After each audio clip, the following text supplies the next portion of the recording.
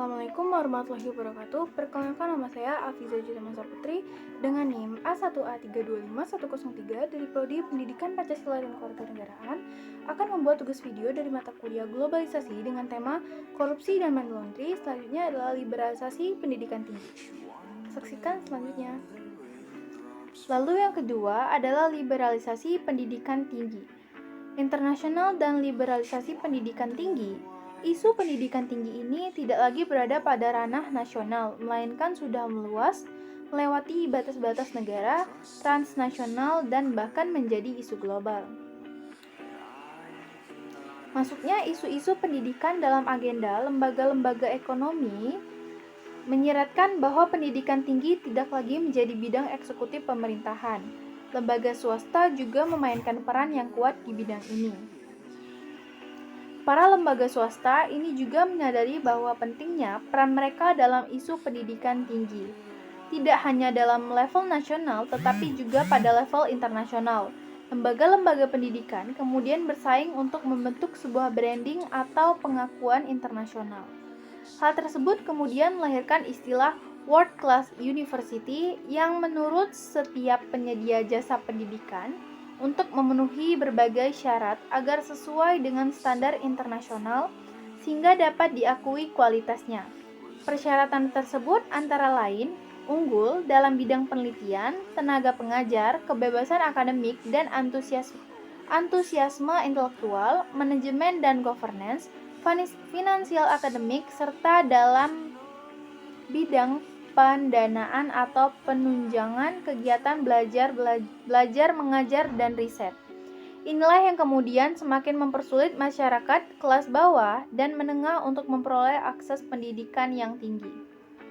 Nah, menurut beberapa ahli berpendapat bahwa pendidikan semestinya memperoleh perlakuan khusus dan tidak bisa diatur oleh kekuasaan pasar.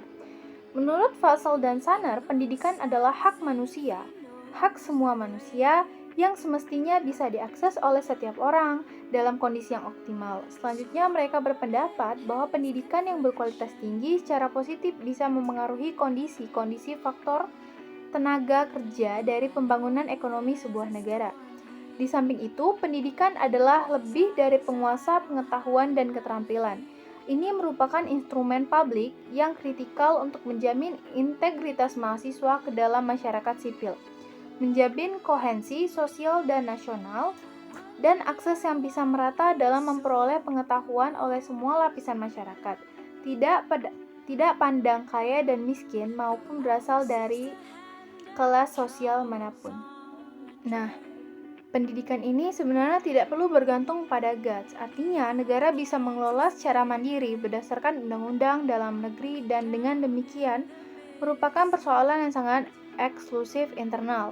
Sebenarnya dengan atau tanpanya GATS, perdagangan dalam pendidikan sudah menjadi realitas dan kemungkinan berkembang dalam tahun-tahun mendatang. Sekalipun demikian, terdapat beberapa keuntungan dari GATS. Yang pertama, memperluas liberalisasi terhadap semua anggota GATS. Yang kedua, memberikan aturan-aturan prinsip-prinsip bersama ke semua anggota dan karenanya memberikan parameter operator ekonomi guna mendapat semua anggota mengantisipasi investigasi. Lalu reaksi masyarakat di beberapa negara, tentunya di Indonesia. Di Indonesia sendiri kritikan terhadap liberalisasi pendidikan disampaikan terutama pasca pengesahan Badan Hukum Pendidikan atau BHP. Lalu sebagai penggantinya, pemerintah kemudian membentuk Undang-Undang Pendidikan Tinggi yang disahkan pada Juli 2012. Namun terulang lagi, dapatnya kritikan dengan adanya tuduhan bahwa undang-undang baru ini masih menawarkan warna liberalisasi dalam isinya. Kritikan ini dilontarkan oleh sejumlah pihak seperti Badan Eksekutif Mahasiswa, Keluarga Mahasiswa Universitas Gadjah Mada, dan Pusat Studi Pancasila.